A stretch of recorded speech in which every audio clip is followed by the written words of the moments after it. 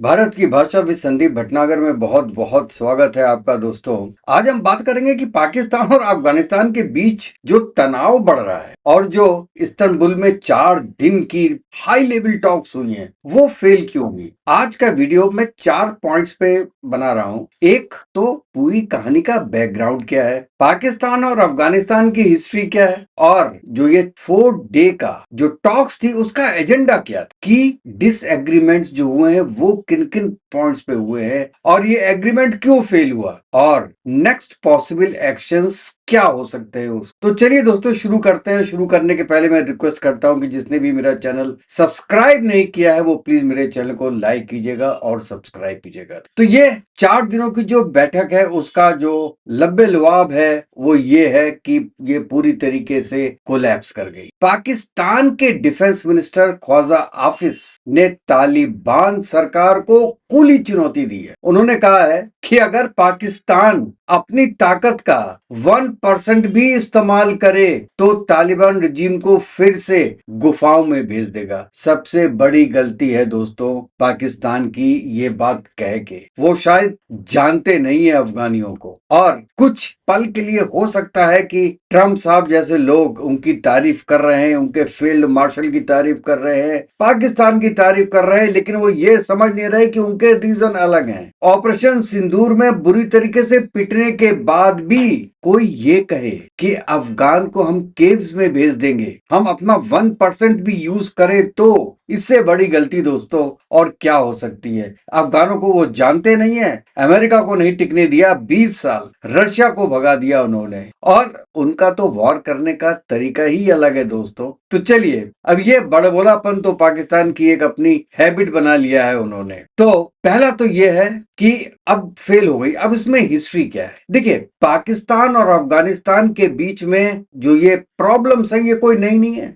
इसका पूरा इतिहास जाता है डूरेंट लाइन पे, और ये डूरेंट लाइन क्या है, 2600 किलोमीटर लंबी एक सीमा है जो अफगानिस्तान को पाकिस्तान से अलग करती, और ये डूरेंट थे अंग्रेज, उन्होंने खींची थी। और पहले दिन से ही अफगान ने ये रेखा को नहीं माना और उन्होंने कहा कि नहीं, हम ये नहीं मानते डूरेंट लाइन। लेकिन शुरू शुरू में उनको मानना पड़ा, और उसके बाद साहब 50-60 साल तो युद्ध में ही लगा रहा पूरा अफगानिस्तान। लेकिन चाहे तालिबान हो चाहे इलेक्टेड गवर्नमेंट हो, दोनों ने भी डूरेंट लाइन को कभी माना ही नहीं, आधिकारिक तौर पे उसको कभी एक्सेप्ट नहीं किया। क्योंकि देखिए आधे पश्तून यहाँ पर हैं अफगानिस्तान में, आधे पश्तून, एक घर का एक हिस्सा अफगानिस्तान में है, दूसरा हिस्सा पाकिस्तान में है। वो कहते हैं जी हमको आप फ्रीली आने जाने दीजिए, हम आपस में बातें करेंगे क्योंकि हमारी फैमिली है, हम एक साथ रहेंगे। लेकिन भाई देखिए, अगर आपने उस डूरेंट लाइन को एक लाइन ऑफ एक्शन मान ही लिया है, लाइन ऑफ कंट्रोल मान ही लिया है, तो फिर आप ये अलाउ नहीं कर सकते हैं ना। और this is the main problem between Afghanistan and Pakistan. देखिए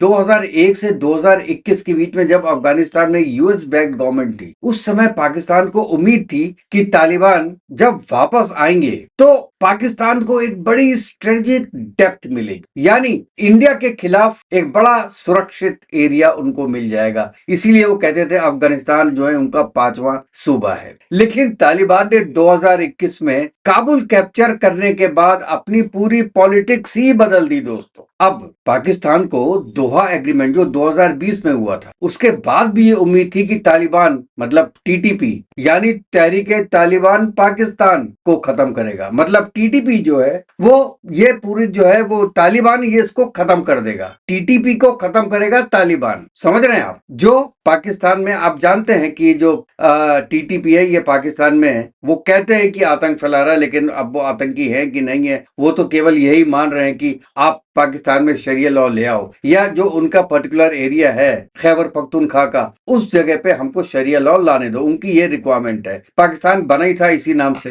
हिंदू मुस्लिम करके तो पाकिस्तान बना था, तो उनको दे देना चाहिए। हमको पता नहीं कि अब पाकिस्तान को इसमें प्रॉब्लम क्या है, लेकिन तालिबान ने उल्टा ही किया। और यूएन की जो 2025 की रिपोर्ट है, उसके मुताबिक ये जो तालिबान रिजीम है इसने टीटीपी को सेफ हेफेंस दिए, मंथली स्टाइपेंड दिए और फाइटर्स को भर्ती करने में हेल्प किया। मुझे नहीं पता कि ये चीज कितनी सही है कितनी गलत है, लेकिन ये यूएन की 2025 की रिपोर्ट में है। अच्छा, CRSS इस्लामाबाद की भी रिपोर्ट बोलती है कि क्रॉस बॉर्डर जो टेररिज्म है उसमें पाकिस्तान के 2400 से ज्यादा सिक्योरिटी पर्सनल मारे गए, जो कि 2024 के मुकाबले में डबल है दोस्त। मतलब 24 में 1200 मारे गए थे और 25 में अभी तक 2400 लोग मारे जा चुके हैं जो कि सिक्योरिटी पर्सनल है। अब यहाँ पे पाकिस्तान की शिकायत बहुत साफ है, टीटीपी अफगानिस्तान की जमीन से ऑपरेट कर रहा है और तालिबान रिजम उस पर कोई एक्शन नहीं ले रही है। दूसरी तरफ अफगानिस्तान की सरकार का कहना है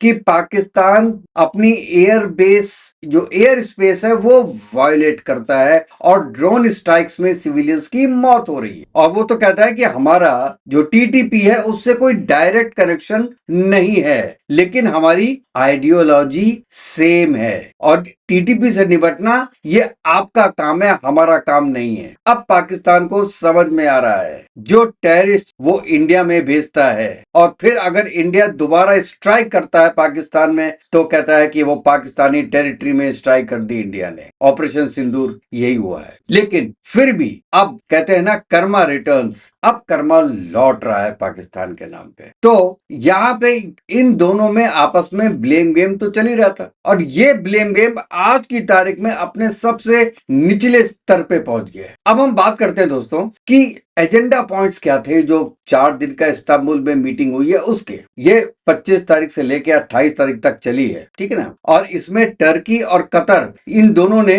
मीडिएशन कराया है। ये कतर का तो पता नहीं है, इसका तो काम ही लग रहा है मीडिएशन कराना है केवल। अच्छा, इसका उद्देश्य क्या था? उसका उद्देश्य ये था पूरी मीटिंग का कि जो दोहा एग्रीमेंट हुआ है, सीज फायर एग्रीमेंट हुआ है 19 अक्टूबर 25 को, पहले वाला नहीं, ये वाला जो लेटेस्ट हुआ है 19 अक्टूबर को, जो कि हुआ था 48 घंटे का, उसको स्थायी बनाना और ग्राउंड लेवल पे जो वायलेंस है उसको रोकना और एक वेरिफिएबल मैकेनिज्म बनाना जो कि उसको गेज कर सके। पाकिस्तान का जो डेलीगेशन था वो लेड बाय ख्वाजा आसिफ और पाकिस्तान ने अपने तरफ से कुछ डिमांड्स रखी। सबसे पहला कि टीटीपी को टेररिस्ट ऑर्गेनाइजेशन घोषित करना ताकि उसके लिए अफगानिस्तान तालिबान और पाकिस्तान दोनों मिलकर उसके अगेंस्ट में फाइट कर सकें। मतलब जो अफगान तालिबान है वो भी टीटीपी को ऑफिशियल टेररिस्ट ऑर्गेनाइजेशन घोषित करे। अफगान सॉइल पे जितने भी टीटीपी के कैंप्स हैं उनको डिसमेंटल करे। पाकिस्तान ने इसके लिए जीपीएस कोऑर्डिनेट्स और मैप सब सामने रखे कि देखिए ये जगह है जहां पे इनके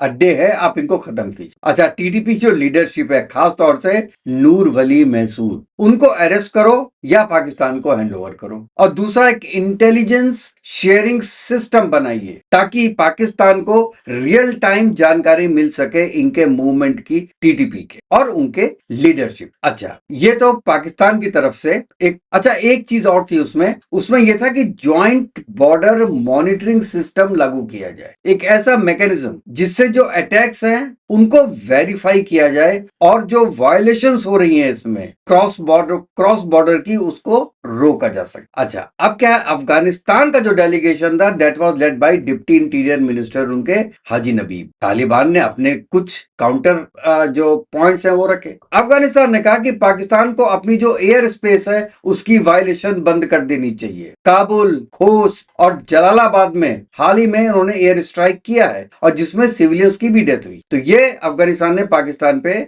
आरोप लगाया कि इसको आप बंद कीजिए, एयर स्पेस वायलेशन पहले हमारा आप मत कीजिए और पाकिस्तान को अफगानिस्तान की जो सॉवरेनिटी है उसकी रेस्पेक्ट करनी चाहिए और यूएस ड्रोन्स और जो है अपना एयर स्पेस आप किसी कंट्री को, थर्ड कंट्री को मत दीजिए यूज करने के लिए। यहाँ पे मैं कहता हूं अमेरिका का नाम आता है क्योंकि ये जानता है, अफगानिस्तान जानता है कि कभी ना कभी अमेरिका अपने ड्रोन्स यूज करेगा पाकिस्तान की सरजमीन पे अफगानिस्तान के अगेंस्ट में, खासतौर से उनका बराम एयरबेस लेने के लिए। और तालिबान ने कहा कि देखिए टीटीपी जो है वो पाकिस्तान का इंटरनल इशू है, ये हम पहले बता चुके हैं, इसलिए काबुल का उस पर कोई कंट्रोल नहीं है, डायरेक्ट कंट्रोल नहीं है और उन्होंने और भी बात की, जैसे नॉन इंटरफेरेंस एंड और हमारी जो गवर्नमेंट है वो इंक्लूसिव गवर्नमेंट है, उस पर आप कोई इंटरफियर मत कीजिए। और कहते हैं कि ये मीटिंग 18 घंटे चली दोस्तों। शुरुआत में कुछ अंडरस्टैंडिंग बन रही थी इनके बीच में, लेकिन बाद में काबुल से कुछ इंफॉर्मेशन आई दोस्तों, कुछ निर्देश आए और सब कुछ पलट गया। आप समझ सकते हैं कि निर्देश कहां से आए होंगे, क्योंकि अफगानी शायद उनका पॉलिटिकल एक्यूमेंट उतना ना हो जितना हिंदुस्तान का है, इसलिए शायद मैं कहता हूं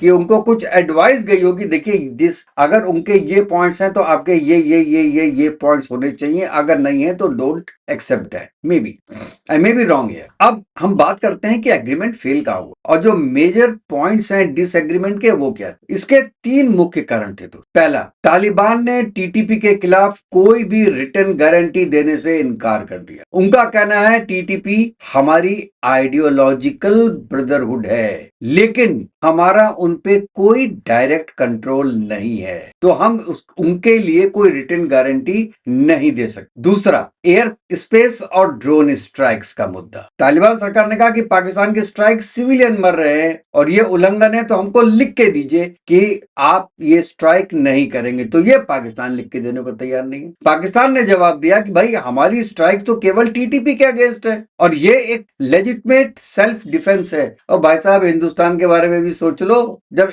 हिंदुस्तान करता है तो कहते हो पाकिस्तान पे अटैक कर दिया, और आपके लिए अफगानिस्तान में घुस के टीटीपी को मारना ये लेजिटमेट सेल्फ डिफेंस हो गया। चलिए दोस्तों, खैर वक्त वक्त की बात है। और तीसरा पॉइंट था, तालिबान ने यह आरोप लगाया कि पाकिस्तान यूएस ड्रोन्स को अपनी सीमा में ऑपरेट करने देगा या देता है, जिससे अफगानिस्तान की सुरक्षा को खतरा है। अच्छा, पाकिस्तान ने इसको नकरा दिया। उसने कहा कि तालिबान खुद टीटीपी को शेल्टर और आर्म सप्लाई कर रहा है भाई साहब, और यहाँ पे तो हमने कोई भी एयर स्पेस नहीं दिया यूएस, तो यहाँ पे डेडलॉक हो गई। अब लास्ट में पाकिस्तान का जो इंफॉर्मेशन मिनिस्टर है अताउल्लाह तारर, उन्होंने बयान दिया कि अफगानिस्तान डेलीगेशन ने कंस्ट्रक्टिव एंगेजमेंट की बजाय ब्लेम गेम खेला। पाकिस्तान ने क्लियर एविडेंस रखा था, लेकिन काबुल ने कॉपरेशन से मुंह मोड़ दिया।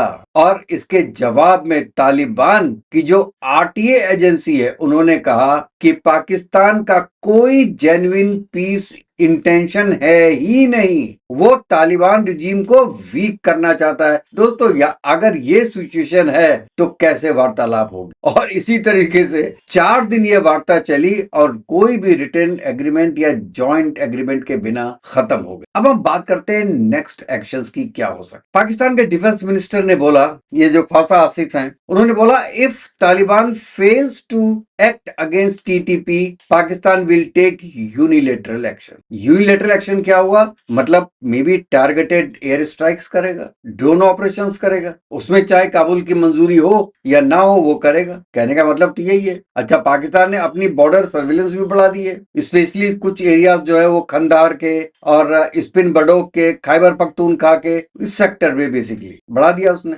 ACLED डाटा के अनुसार 2025 में जो अटैक्स हैं वो 2024 से ज्यादा हो गए, ये मैं पहले बता चुका था। और पिछले हफ्ते में ही 70 से ज्यादा लोग मारे गए हैं, जिसमें 19 तालिबान के फाइटर्स हैं और 24 पाकिस्तानी सोल्जर्स हैं। ये डाटा है जो कि ऑफिशियल, अनऑफिशियल नंबर क्या है वो आप बहुत अच्छी तरीके से समझ सकते। और दूसरी तरफ तालिबान रिजिम ने भी वार्निंग दी है कि अगर पाकिस्तान ने फिर से एयर स्ट्राइक की तो इसका डिवास्टेटिंग रिप्लाई दिया जाएगा। इस बीच चाइना, ईरान, रशिया ने मॉस्को मीट के में दोनों से कहा कि भैया ये जो टेरर ग्रुप्स है इनको एलिमिनेट करो और ये जो टॉक्स है ये रिवाइव करो। अरे भाई, जब टीटीपी को तहरीके तालिबान अफगानिस्तान टेररिस्ट मानता ही नहीं है, जब उनको टेररिस्ट मानता नहीं है तो उसको एलिमिनेट कैसे करेगा। और यूएन ने भी दोस्तों एक अपने स्टेटमेंट में बोला है कि स्थिति बहुत वॉलेटाइल और यहाँ पे वेरीफेरेबल काउंटर टेररिज्म एक्शन लेना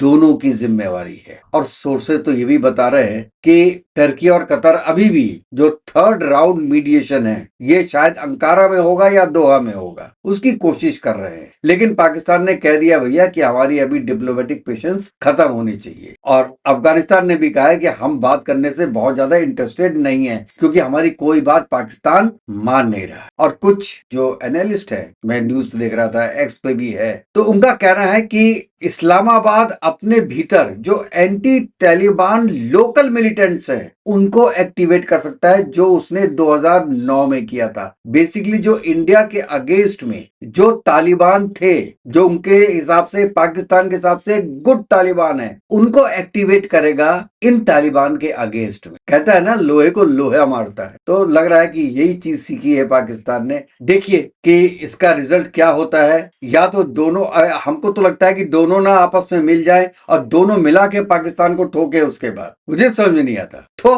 कुल मिला के नतीजा ये है कि जो इस्तांबुल की टॉक्स है 25 से 28 तारीख के बीच में, उसमें कोई ठोस नतीजा नहीं निकला। और जो ख्वाजा आसिफ ने जो वार्निंग दी है कि हम अपना 1% यूज करें तो आप दोबारा गुफा में चले जाओगे, उसने ये जो ओपन कॉन्फ्लिक्ट है इसको और भी बढ़ा दिया है दोस्त। और ये चीज अभी इतनी जल्दी खत्म नहीं होने वाली है, ये प्रॉब्लम्स बढ़ेंगी अगर ख्वाजा आफिस ऐसे ही अपने स्टेटमेंट्स देते रहे। ये बंदा बड़ा अजीब है ख्वाजा आसिफ, ये ऐसे ही उल्टे सीधे स्टेटमेंट देता रहता है, कभी इंडिया के खिलाफ कभी किसी, वो मतलब बड़ा अजीब सा ही है। हमको तो लगता है उस पर एक वीडियो बनाए तो कम से कम 2 घंटे का तो वीडियो बन जाएंगे उसकी क्लिप्स की, जो वो स्टेटमेंट देता है। और उसमें कुछ स्टेटमेंट्स ऐसी होती हैं जो कि लॉजिकल भी होती है, ऐसा नहीं है। मुझे बंदा पसंद है। आप इसकी कोई भी स्टेटमेंट देखिए तो आपको उसमें थोड़ा बहुत लॉजिक पसंद आएगा। चाहे देखिए उनकी आर्मी का जो स्टेटमेंट है, जो उनकी थ्योरी है, वो तो चलेगा, वो चाहे अब ऑपरेशन सिंदूर की तारीफ तो नहीं कर सकता वो, लेकिन उसने आर्मी को भी इनडायरेक्ट वे में बहुत आड़े हाथों लिया है। और जो इंडिया में जितनी भी टेररिस्ट एक्टिविटीज हुई हैं पहले, उसको भी बहुत आड़े हाथों लिया है। और साथ साथ में जो पाकिस्तान ने अमेरिका का साथ दिया, ये आपका रशिया को, एक यूएसएसआर को तोड़ने के लिए, उसमें भी उसने कहा कि हमने अननेसेसरी अपना हाथ दिया है। और वो चाहे जियाउल हक हो, चाहे उनके दूसरे प्रेसिडेंट है वो हो, दोनों के बारे में उसने बोला कि जो भी एक्शन लिया गया पाकिस्तान आर्मी के द्वारा वो ठीक नहीं था। तो बंदा तो बोलता है तो सही बोलता है दोस्तों। और अंत में मैं ये बोलूंगा कि अब हमको ये नजर तो रखनी पड़ेगी कि क्या अफगानिस्तान और पाकिस्तान के बीच में जो इशू है, जो बढ़ रहा है, जो कि शायद एक वॉर में कन्वर्ट हो जाए, इसका असर क्या इंडिया पे पड़ेगा, ये देखना बहुत जरूरी है हमको। आप इसके बारे में क्या राय रखते हैं बताइएगा, और अपनी राय हमको बिल्कुल बताइएगा कि आप इसके बारे में क्या सोचते हैं। तो दोस्तों फिर अपने नेक्स्ट वीडियो में मिलते हैं, तब तक के लिए जय हिंद, जय भारत, वंदे मातरम। खुश रहिए, स्वस्थ रहिए।